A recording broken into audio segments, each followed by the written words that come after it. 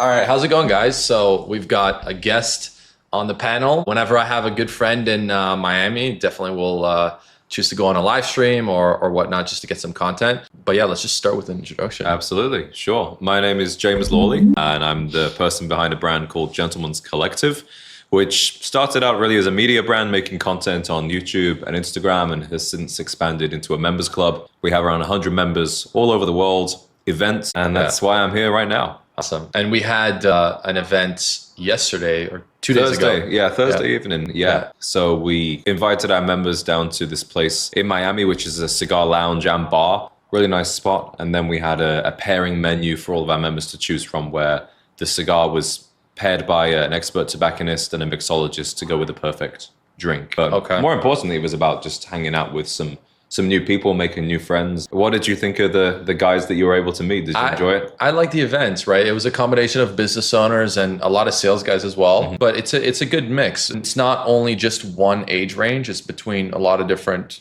kind of paths of life, which is really cool. But the main kind of premise is you enjoy the pastimes of like having a cigar or like dressing well and like kind of going a bit more in terms of your presentation, which is cool. Yeah, we have a dress code for our events. You know, people that join resonate with the content, which is all about being a gentleman today. Yeah. So if you have those kind of values and standards, you'll find like-minded people in that club. That's great. All right. So tell us a bit more about yourself, because you do look like you're from the UK. Sure. But I'm just really curious on like your backstory, because of course, like we help non-citizens get into the US system. We help them with banking and credit and all of that stuff. Yeah. But why did you decide to like live in the US? Yeah. So I was actually born in the state of Alabama. Okay. My dad was a mature student at University of Alabama doing his master's degree. Yeah. And they lived there for about 5 years and just happened to have me at that time. Now, growing up, it wasn't really part of my identity, you know, America or Alabama. I left when I was about 6 months old, so I had no memory of it. My family is all British. I grew up in, you know, pretty unremarkable towns and villages in the UK where I didn't meet international people or people didn't really talk about living abroad. Yeah. So it wasn't really something that was at the center of my mind for a long time. And then when I was 18, I moved to London. I went to university there. I worked in London for a few years. And it was around COVID time, around 2022, when I just felt like I needed a bit of a change. Things had got a bit stagnant, and I knew that I had this citizenship available, and so many people want to live in the US. So many people will go through all sorts of shit and hoops to try and get there. Yeah. And I just had this passport sitting in my pocket, you know, and I just thought, you know, I should go and explore this and something could really good come out of it. So I took a trip there. I visited Nashville for a week. I visited LA for a week. I knew one person in LA. That was literally only people I knew in America. One friend in LA. And I was able to get a job with a British newspaper working in LA as an entertainment correspondent, which means writing about celebrities, which I had no interest in. Oh, interesting. But it was a job, you know, like getting a job when you're not already in the country is not easy. Yeah. So that just got my foot in the door. And then I lived in LA for 2 years, and I started what would become Gentleman's Collective toward the end of that period. Mm-hmm. So I started in late 2023. Just on YouTube initially, making videos about style, about dating, but with this gentlemanly angle, which I think was what separated it from most of the other content out there. And I haven't seen much like content like what you're putting out there. Mm-hmm. Why do you resonate with this way of living? Yeah, I think it's a good antidote to a lot of the stuff that is out there right now. I love the clothing, obviously, but I think more importantly, I just like people that treat other people well. I think being respectful, I think being friendly, conversational, treating people with courtesy is something that has been a bit forgotten today. Yeah. And I wanted to bring it back. And stylistically, I loved figures like Cary Grant, Sean Connery, who was the first James Bond, some more contemporary figures as well. To me, there was a link between how you dress, how you treat people, standards that you keep personally, your romantic life. To me, it all seemed to fit into one universe. Yeah. And that universe is what became Gentleman's Collective. Yeah, perfect. So basically you didn't move to the US, you traveled to the US. What made you think that like this is a place that is home? Because the American type of look of the average, let's say, man is definitely not connected to the suits and the class and everything. So it's a bit not anti-American, but it's anti the average US person. I'd say it's anti-average British person, European person. I think people have this myth that you're going to go to London and you see all the men are wearing suits and bowler hats. It's not like that. Okay. I would say the US can be a bit more sloppy or a bit more relaxed than Europe, but that's been making its way over the pond for a long time. But what made me feel at home in the US was the people. I think people here are friendly. They're positive. A lot of negativity in other parts of the world, especially if you want to do your own thing, if you want to step out, do something different. In the UK, people will be focused on the risk, downside, the embarrassment. In America, even if you have kind of, honestly, a bit of a cockeyed idea, people are still very positive and encouraging. And I liked that. Obviously, the scenery of LA and the beaches was a breath of fresh air compared to living in the UK all my life. And I wanted an adventure, and I got one. Oh, great. So you didn't move as much for, like, let's say potentially the business opportunities or the capital, things of that sort. I'll tell you why I've moved around a bit. So I was in LA for 2 years, and like many people, you find that LA has its downsides, right? Yeah. And every city has its downsides, but I think LA, it had its moments maybe in the 50s and the 60s, then in the 80s and the 90s. I'm sure it was great. Not probably at its best right now. So I thought, well, maybe I should get out there a bit more. And to be honest, I had a relationship in LA that was more of a serious long-term relationship. And when that ended, I decided it would be a good time now to have a bit of a fresh start. So at that time, I was still working my regular job as well as doing YouTube and starting the brand. And our main office was actually based in New York City. So I moved to New York and was working in the office and doing all of that while managing the brand. Around that time, Gentleman's Collective really grew, and it actually started making more money than my day job. And I was walking into the office and going, what am I doing here? I don't want to really do this anymore, and I've got my own thing. And I don't need to be in New York if I'm going to be working for myself. And New York is not my favorite place to live. Great place to visit, but I would say the lifestyle, the weather's not very good. The housing isn't great. It's a little bit harder to integrate as well because it's such a huge city. Yeah. And I wasn't there for long enough to really give it a good go, but I just thought, okay, maybe somewhere else. And honestly, I had a friend that I trusted her opinion a lot about what I like. I felt like she knew me very well, and she used to live in Chicago. She said, I've always seen you in Chicago. So I took a trip there for the weekend, viewed some apartments, and 5 days later, I was moving there. Yeah. And now I'm in Austin, Texas. So I do get around a lot. I mean, I don't want to get into like every single detail of why I moved to every different place. But I think the main thing is I actually always wanted to do this. I always wanted to, even if I was going to work in the corporate world, to hop around, to go to different companies, live in different cities, in my 20s at least, and have those experiences. Because one thing I love about America is you can take a plane from Texas to Miami, and it's totally different. Where I live, I go to honky tonks, I dance two-step, I wear jeans, I wear boots. Here, wearing white linen, smoking cigars, we're on the beach. It's like a different universe. And I think that's amazing that you have all of those in one country. Yeah, I would say instead of calling it the United States, it's the United Countries. Exactly. Some of them more interesting than others. Yeah, but there's a lot of interesting ones out there. Yeah, great. And apparently you're thinking of potentially moving over here. I think so. How's been your experience in Miami? It's been amazing. I really loved it. If I had to give the reasons why I love Miami, firstly, the landscape and the lifestyle of the weather is hot and humid, which I personally enjoy. The beaches are beautiful, so much better than the beaches in California. The water, oh yeah, because in California the sand is not white and clean. It's kind of more rocky. It's very yellow as well, and the water's freezing. Even in the summer, it's not really pleasant to go in the water. Whereas here, I was swimming in the ocean yesterday. It's amazing, and the architecture of the houses, especially on Miami Beach, it's beautiful. You've got the palm trees. I seem to have made more friends here in the last 3 days than I have in 3 months in Austin. I just think that the types of people that Miami seems to pull in, there is that negative stereotype about it, but I found that as with many stereotypes, it gets very exaggerated on social media.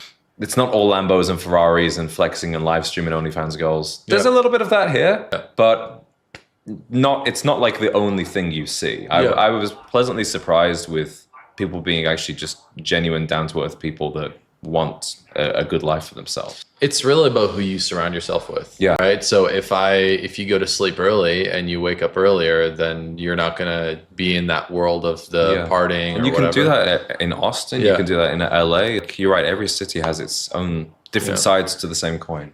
So I'm curious, was there any like breaking points with the YouTube channel? Because that was basically what you decided to build while you had the corporate job going on. Was there any breaking point you're like, okay, now I'm done with the job, or? There's a few. I didn't actually start it with the intention that it would become my job. So it wasn't about that. It wasn't about making money or building an audience even.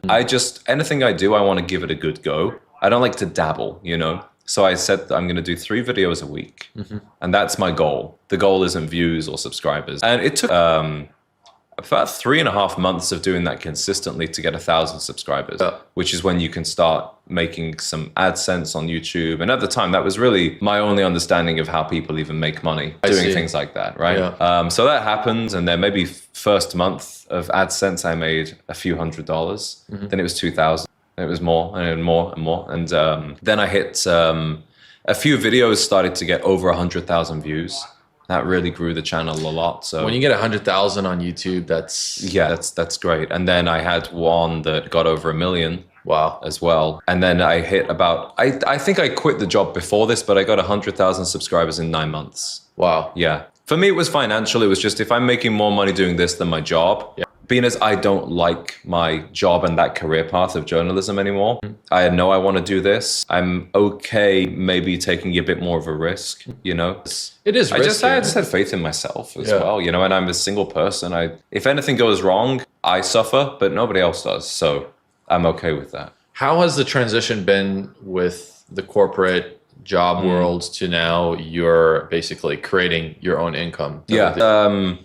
It's interesting, I suppose. There's a lot to learn about that, right? Because nobody's telling you what to do. And especially with this kind of business model, it's a unique business. There are other people that have a media brand or that they have a personal brand which is monetized in some way, but nobody's exactly doing what you're doing. It's not like I bought a Chick-fil-A as a franchise and they give you the book of here's how you run this successfully. So you figure it out as you go, and that refers to how you manage the cash flow of your business, how that affects your personal spending as well. Because if you just spend everything that you make, your business is going to get stuck. It refers to how you spend your time as well. I've experimented with so many different ways of working without having the usual constraints. I've actually found that what works for me is keeping it pretty 9 to 5. Okay. So a little bit longer hours than that, but I'm not somebody that likes to stay up all night working. I don't want to get up at 5 a.m. Like for me, pretty regular hours seem to work. And when you put those constraints on your time as well, kind of what we were talking about with those books on your bookshelf, you have to think a bit more intelligently. Yes. Because let's say, I could sit there down and respond to comments literally for 8 hours a day and I wouldn't get through them all. That's not a good waste of use of my time. It's not even a good use of my time to do that for 2 hours a day and then work another 8 hours on top of it. So there are some things that I just don't do or, have to delegate. But there are also some small things that people are surprised that I still do myself. Like I send handwritten notes to everybody that joins the members club, and that's me sat there doing it. It's not anybody else. So I like to do that, and I'll continue to do that until it becomes very physically difficult. Yeah. But that the reality of that kind of stuff is missing today. Yeah. With everything being online, so I like to have that personal touch. That's one thing that I was surprised about is typically you'll never see a founder doing like something physical like that. Yeah. Like a handwritten letter, welcome to the group, things of that sort. Yeah, and that surprised me. You'll purchase like mentorships that are worth like thousands or tens of thousands of dollars, and they're not even gonna do something like that, which is really cool. Just kind of getting a bit into the U.S. kind of idea of things. How did the U.S. help you for your business growth? Because you can kind of contrast that to the U.K. How was that progression into it? And if we were to look at it, if you were to do this same thing in the U.K. That's a great question.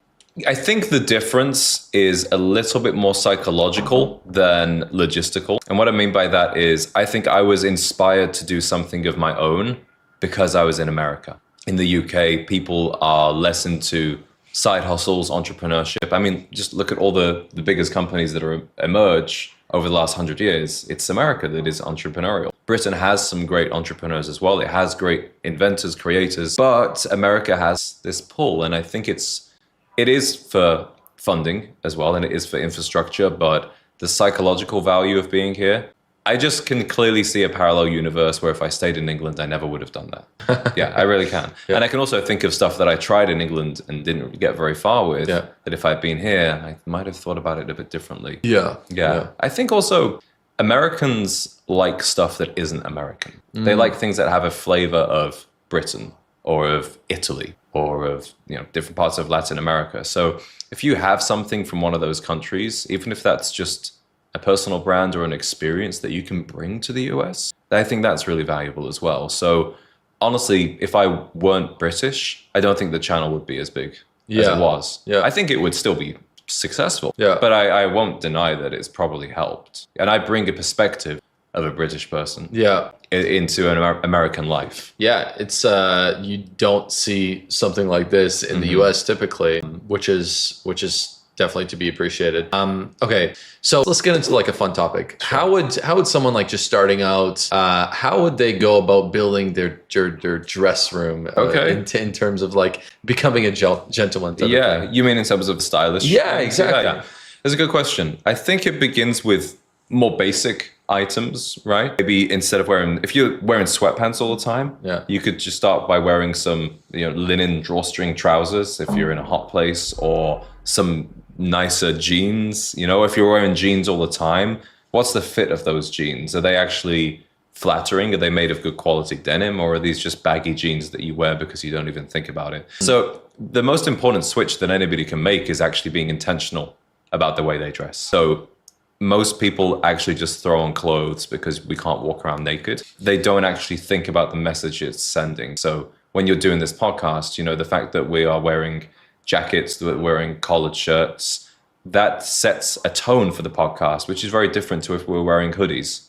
Right? It would immediately be a different podcast. That's happening every day. Wherever you go, whoever you meet, they are having a similar assumption about you. So being aware of that is really important. And then you can start making those simple upgrades. And maybe you always wear t-shirts, then you get into polo shirts. Learn to iron your clothes as well. So many men don't have an iron or an ironing board. That's really important. What would you say to the person that is like entrepreneur type? Because of course, most of our audience is like business owners, and they might disregard doing things like these because they just want to, I don't know, focus on their business, keep working. What's the mindset with that? Because I know that when you dress a certain way, like sometimes when I'm working, I'll dress up and even put like deodorant. Well, every day, like cologne, exactly, cologne, fragrance, to like start get yourself working. in the mood. Exactly. But what would you tell the person that's like, this is all not necessary because I'm a business owner? My way is not something that I'm trying to make everybody do. Like if you look at somebody like Alex Hormozy, maybe your audience is familiar with him, or somebody like, who are some other business owners that just have very, very king, Brandon Carter or somebody like this. That's their thing and it's working for them. That's okay. I would say they are still thinking about what they wear. They even talk about this. It's not just by accident that they dress that way. That's okay for the people that they talk to for their personal brand. Maybe that's okay for yours as well, but think about it. Maybe it's not. Maybe it would be better. And you can also just try it out. See how you get treated a bit differently. See how you feel a bit differently. If you like that, you can explore that more. If you don't and you want to go, I totally understand people that want to wear the same black t-shirt, Whoop band and shorts and sneakers. If that's working for you and you are happy with how you are being perceived, how you feel about yourself, I'm not here to convince anybody otherwise. But I know that there are people that don't feel as good as they could, or they aren't thinking about it yet. So is it more about the feeling, or is there like ulterior kind of reasons why someone would want to start to care more about the way they perceive themselves, which of course, it's both. I think it's kind of like your physique, you might go to the gym initially because you want to be more attractive to the opposite sex, or you get divorced, and you need to get back in shape. But then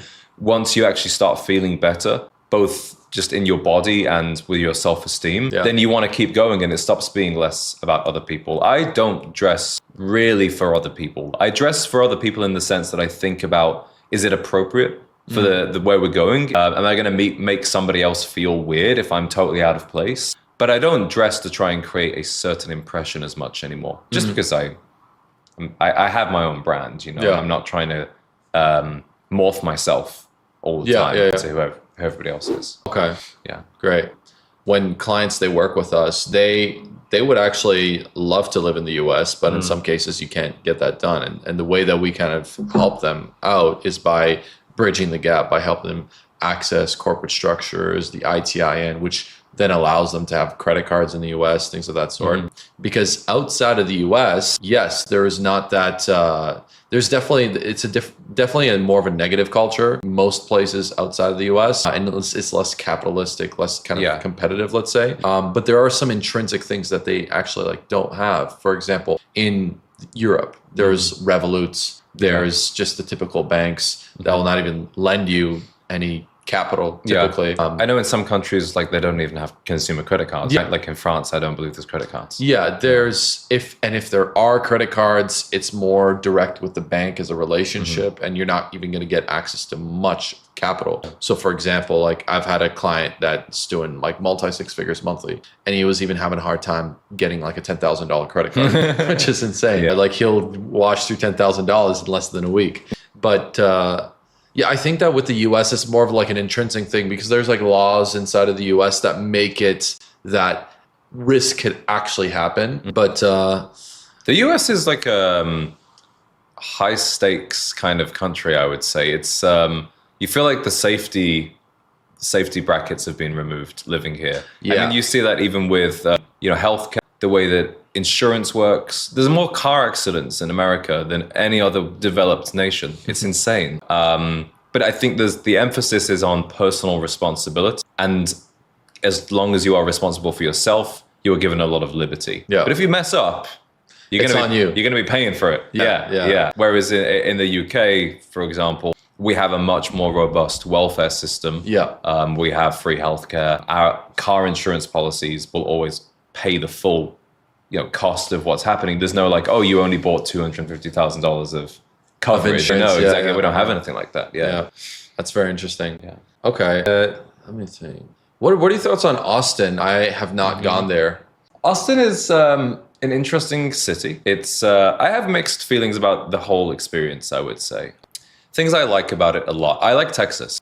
I like Texas people. I like Texas culture. So that side of Austin, I really love. Okay. What I don't love as much is, I would say, if you are into like Andrew Huberman, Joe Rogan kind of lifestyle, it is that all over. There's not very much style in Austin. Okay. Aside from the Western wear. But in terms of, suiting and a bit more of a classic sensibility, that's not really there. I would say in terms of landscape, if you like hills, if you like lakes, there's a lot of that there. If you like beach, obviously they do not have a beach.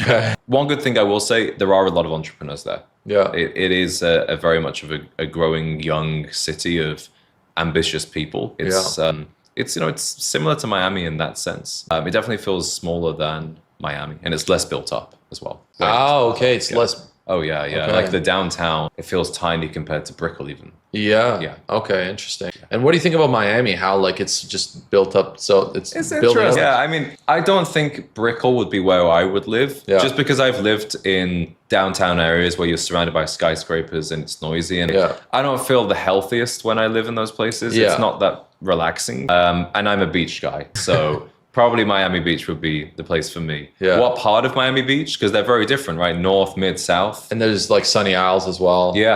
So I definitely, I'm going to come back a couple of times before I make any moves, but probably 2027 might be the year of Miami. Well, I'll be here. So there's a lot of great people here. And I really like the Miami Beach as well. Has like very nice cigar areas. Such a great cigar city. We went to Española on Friday. Have you been there? I don't. It's mostly it's like on a street where there's a lot of outside restaurants and stuff. It was really good. And you can smoke outside. No one's going to complain. Well, that's been really interesting for me. Even we went to this swimwear show that was at a restaurant. And we sat eating food, and I said to the waiter, "Do you mind if I smoke a cigar?" Of course. Like they bring you an ashtray. It's very cigar friendly. Whereas in Austin, that would not fly. Okay. No way. Yeah, I think it's because there's a lot of the international influence coming in here as well from Latin America. Cuba, and they respect this country.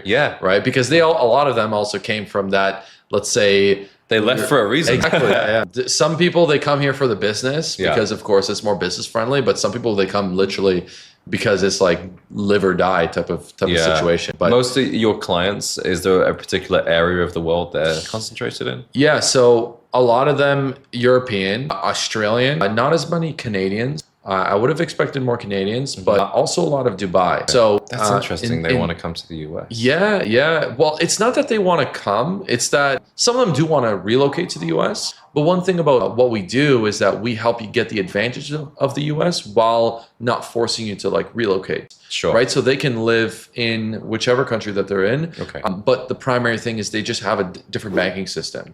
So they'll get the US banking system, US credit cards, and the funding while.